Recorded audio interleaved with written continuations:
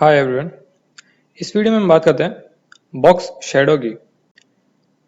आपको याद होगा कि हमने टेबल्स बनाए थे, टेबल्स पे हमने होवरिंग इफेक्ट्स दिए थे, आपने इमेजेस भी यूज करी हैं। व्हाट इफ इन सब एलिमेंट्स के लिए हम कुछ शेडो दे सकते, यानी बैकग्राउंड पे थोड़ा सा शेडो देते। अभी तक हमने जो बात करी थी वो सिर्फ बॉर्डर्स की थी, बट शेडोज से कोई भी चीज ज्यादा अट्रैक्टिव या फिर उसका यूआई और ज्यादा अच्छा लग सकता है। तो इसके लिए हमारे पास जो प्रॉपर्टी है वो है बॉक्स शेडो। बॉक्स शेडो के लिए हमारे पास काफी सारे ऑप्शंस हैं, तो उन ऑप्शंस को देखते हैं एंड फिर पता करते हैं कि क्या क्या चीज उसमें ऑप्शन अवेलेबल है हमारे पास। तो मैं सबसे पहले डिवीजन टैग एक बना रहा हूं, जिसका बैकग्राउंड मैं ब्लू कर देता हूं एंड उसको हाइट और विड्थ दे देता हूं सो दैट उसका एक फिक्स्ड साइज हो जाए। Width 60%, height 250px। आप देख रहे हैं कि यहाँ पर राइट हैंड पर आपको एक डिवीजन बॉक्स दिख रहा है। अब अगर मैं इसको जूम भी करूं तो इसका सिर्फ हाइट चेंज होगा। क्यों? क्योंकि मैंने विड्थ इसका 60% पे फिट कर दिया। तो 60% मतलब मेरी स्क्रीन तो उतनी रह रही है, तो इसको हम चेंज कर देते हैं। Let's make it 300 pixels. अब ये है मेरा बॉक्स, बट ये जूम्ड है 175। No problem. तो ये आपका डिव रेडी है। अब इसमें हम अप्लाई करते हैं बॉक्स शेडो की प्रॉपर्टी। बॉक्स शेडो, कोई सा भी बॉक्स होगा, यानी कोई भी एलिमेंट होगा, उस पर आप शेडो ऐड करना चाहते हैं तो आपके पास कई सारे ऑप्शंस हैं। आपको याद रखना पड़ेगा कि बॉक्स शेडो में एक पर्टिकुलर ऑर्डर सेट होता है कि क्या क्या प्रॉपर्टीज आप उसमें ऐड कर सकते हैं। तो बॉक्स शेडो का जो सिंटेक्स है उसमें सिंपल ये है कि आप पहले उसका हॉरिजॉन्टल ऑफसेट बताएंगे, फिर वर्टिकल ऑफसेट बताएंगे, यानी हॉरिजॉन्टली एक्स एक्सिस में वो कितना ऊपर या साइड में जाएगा, एंड उसके बाद वी ऑफसेट यानी वर्टिकल ऑफसेट में आप बताएंगे कि वो वर्टिकली यानी वाई एक्सिस पर कितना ऊपर और नीचे जाएगा। तो हॉरिजॉन्टल मतलब लेफ्ट राइट, और जो सेकंड इनपुट है वो आपका टॉप या बॉटम। उसके बाद जो थर्ड इनपुट आता है वो होता है ब्लर। उसके बाद आता है स्प्रेड, कि वो कितना स्प्रेड होगा, एंड उसके बाद आता है कलर। तो आप इनमें से अगर कुछ कुछ प्रॉपर्टीज अगर मिस भी कर देते हैं बीच में, तो वो आप उस हिसाब से उसको सेट कर सकते हैं कि मान लीजिए आपने ब्लर और स्प्रेड रहने दिया, छोड़ दिया, तो आप उसमें सीधा का सीधा उसमें कलर भी ऐड कर सकते हैं। तो इसको एग्जाम्पल के थ्रू देखते हैं। तो सबसे पहले हम बात करते हैं हॉरिजॉन्टल और वर्टिकल ऑफसेट की। तो यहाँ पर मान लीजिए मैं 10 पिक्सल एंड 10 पिक्सल लिख देता हूँ, एंड उसके बाद कलर दे देता हूँ कि कौन से कलर का मेरे को शेडो चाहिए। तो लेट से मुझे येलो कलर का शेडो चाहिए, मैंने यहाँ पर लिख दिया येलो, मैंने इसको किया सेव। अब आप देख रहे हैं कि पीछे एक शेडो आ गया है इसका, इस बॉक्स का। अब इस शेडो को येलो की बजाय अगर मैं ग्रे कर दूं तो आप देख रहे हैं ग्रे कलर का एक शेडो है, बट इसमें कुछ भी ब्लर नहीं है, ये एग्जैक्टली एकदम सॉलिड है। अगर इसमें ब्लर देना है आपको, तो मैंने बताया था थर्ड जो इनपुट है वो आपका ब्लर का है, तो मैं यहाँ पर थर्ड इनपुट दे रहा हूँ 10 पिक्सल्स का ब्लर। और आप देख रहे हैं कि बैकग्राउंड जो आपको दिख रहा है, जो शेडो आपका इसका पड़ रहा है, वो ब्लर्ड है 10 पिक्सल का ही, बट वो पूरा का पूरा ब्लर हो गया है। इसी में अगर मान लीजिए मैं ब्लर बढ़ा देता हूँ, यानी 50 पिक्सल्स कर देता हूँ, तो आप देख रहे हैं कि आपको अगर नोटिस हुआ हो तो काफी दूर तक इस बार वो शेडो इसका पड़ा है, बट वो बहुत ज्यादा ब्लर्ड है। पिछली बार कम था, बट इस बार काफी एरिया उसका बढ़ गया है, बट शेडो का जो इम्पैक्ट था वो कम हो गया है, बट वो काफी दूर तक है। तो ये आपने उसका ब्लर बढ़ा दिया। ब्लर के अलावा एक और जो चीज की हमने बात करी थी वो था स्प्रेड, कि वो कितनी दूर तक स्प्रेड होगा। स्प्रेड के लिए आप एक और इसमें यहाँ पर डाल सकते हैं सेम चीज, मैंने 30 पिक्सल्स डाल दिया। तो अब आप देख रहे हैं कि वो 30 पिक्सल तक स्प्रेड हो गया। स्प्रेड मतलब वो और ज्यादा फैल गया। अब वो शेडो जब फैल गई तो उसको आप सेट भी कर सकते हैं कि कितना फैलना चाहिए था और कितना नहीं।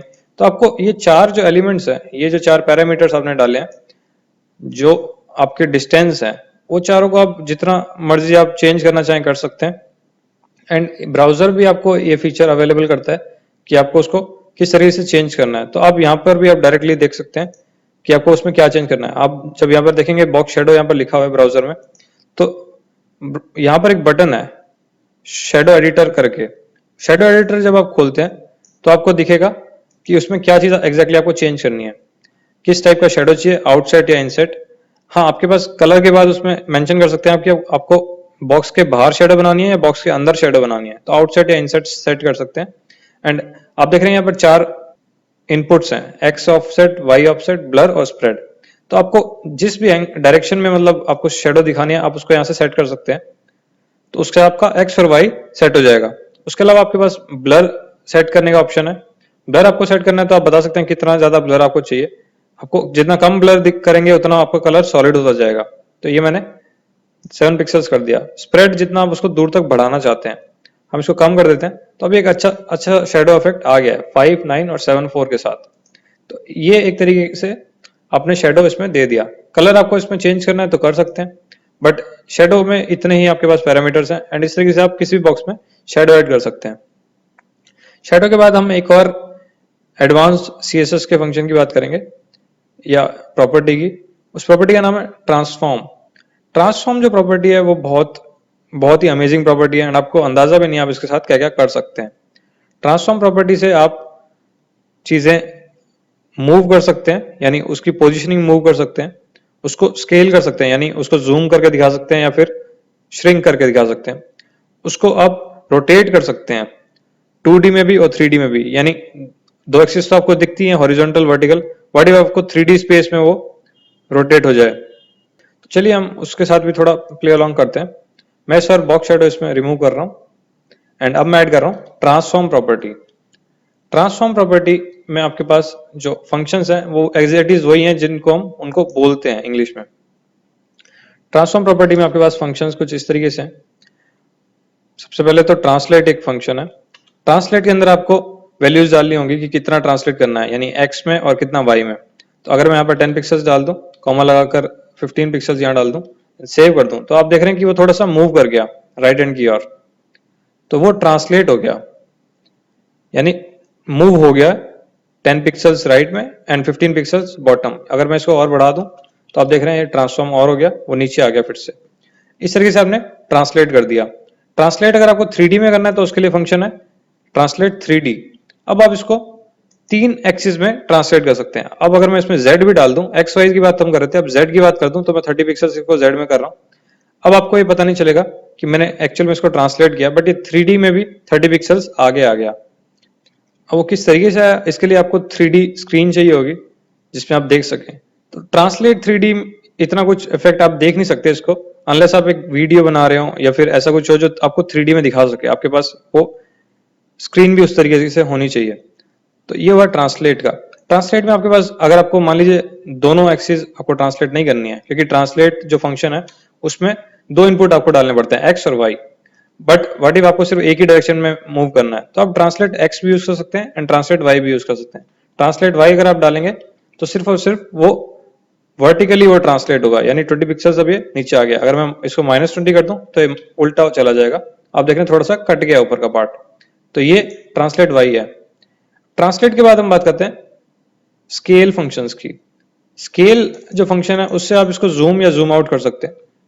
स्केल अगर मैं इसमें ऐड कर दूं कि कितना उसमें आपको जूम करना है, तो स्केल में आपको वैल्यूज डालनी पड़ती है कि एक्स एक्सिस में कितना जूम है एंड वाई एक्सिस में कितना जूम है। नॉर्मली 1 1 होता है, बाय डिफॉल्ट है 1 1, तो 1 1 से कुछ चेंज नहीं होगा।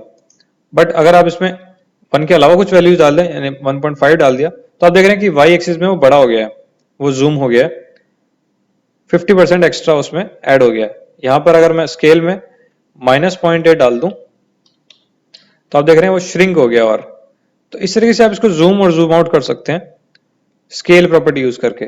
स्केल में आपने ये 2 वैल्यूज आपने डाली हैं और इन 2 को ही आप चेंज करके उसको जूम या जूम आउट कर सकते हैं। अगर मैं इसको 2 कर दूं तो ये डबल हो जाएगा विड्थ। आप देख रहे हैं पूरा फुल हो गया एंड इसका जो एक्चुअल साइज है वो भी अब चेंज हो गया। तो ये स्केल प्रॉपर्टी का काम है। स्केल प्रॉपर्टी के अलावा अब स्केल में भी वही सेम चीज है, आप 3D में भी स्केल कर सकते हैं इसको, या एक्स और वाई भी यहाँ पर इनपुट में यूज कर सकते हैं फंक्शन की तरह। तो सिर्फ आपको अगर एक्स में स्केल करना है तो आपने लिख दिया 1.5, वाई में करना है तो आप लिख सकते हैं जो 1 है वो दोनों का डिफॉल्ट वैल्यू है, आपको पता ही है। तो स्केल फंक्शन इस तरीके से यूज होता है। स्केल के बाद हम बात करते हैं रोटेट की। रोटेट फंक्शन है, रोटेट 1 है तो कोई दिक्कत नहीं है, बट रोटेट का जो इनपुट है वो डिग्री में लेता है। डिग्री मतलब कि कितना आपको कितना डिग्री इसको घुमाना है। अगर मैं 40 डिग्री कर दूं तो अब आप देख रहे हैं कि 40 डिग्री घूम गया है ना, कितना इजी। तो ट्रांसफर फंक्शन से आप ऐसे रोटेट फंक्शन यूज करेंगे, आप कुछ भी चीज घुमाना चाहें घुमा सकते हैं। अब मान लीजिए div के अंदर कुछ टेक्स्ट लिखा होता, हाय, अब आपको दिख नहीं रहा है वो, बट मैं इसको टेक्स्ट सेंटर भी कर देता हूं।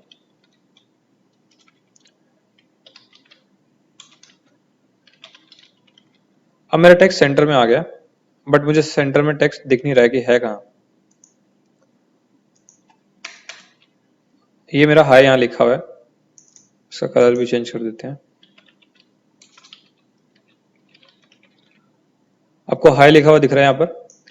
अब मान लीजिए मैं इसको रोटेट कर देता हूं -90, तो इसका जो विड्थ था वो इसका हाइट बन गया एंड हाइट इसका विड्थ बन गया, बट ये रोटेट हो गया लेफ्ट की तरफ। यही मैं +90 कर दूं तो ये राइट की तरफ रोटेट हो जाएगा, आपका हाई यहां आ गया। तो आपका सिर्फ ये टेक्स्ट नहीं हो रहा, आपका पूरा का पूरा जो बॉक्स था वो पूरा का पूरा पलट गया है। अब इसको 180 कर देंगे तो पूरा अपसाइड डाउन हो जाएगा। तो आप इसमें चाहे कुछ भी इसका कंटेंट हो, चाहे इसमें इमेज होता है कुछ भी होता, ट्रांसफॉर्म से आपने उसको ब्राउजर को बताया कि इसको भाई पूरा का पूरा ही घुमाना है, फुल एज इट इज जो बॉक्स है उसको रोटेट कर दिया जाए। रोटेट में आपके पास सेम एक्स वाई और जेड ऑप्शंस है। अब रोटेट जब आपके स्केल वाले जो फंक्शन थे उसमें जेड, या फिर ट्रांसलेट वाला फंक्शन था उसमें ट्रांसलेट जेड एक्सिस पे आपको समझ नहीं आ रहा था, बट अब हम बात करते हैं एक्स वाई और जेड इसमें तीनों की, क्योंकि रोटेट में आपको पता चल जाएगा कि जेड एक्सिस का क्या मतलब है। मैं रोटेट एक्स यूज कर रहा हूं, तो आप देख रहे हैं कि ये सिर्फ और सिर्फ आपकी एक्स एक्सिस होती है ये। तो आपने एक्स एक्सिस पे अगर किसी चीज को घुमाया तो वो कुछ ऐसा रोटेट करेगा, ऐसा। यही अगर आप वाई एक्सिस पर किसी चीज को घुमाएंगे तो वो कुछ ऐसा दिखेगा आपको। ये आपकी वाई एक्सिस है एंड कंटेंट आपका इस बार ऐसे मूव होगा, ऐसे घूमेगा। बट यही अगर आपकी जेड एक्सिस होती तो आपका ये हो गया एक्स एक्सिस, ये हो गया वाई एक्सिस।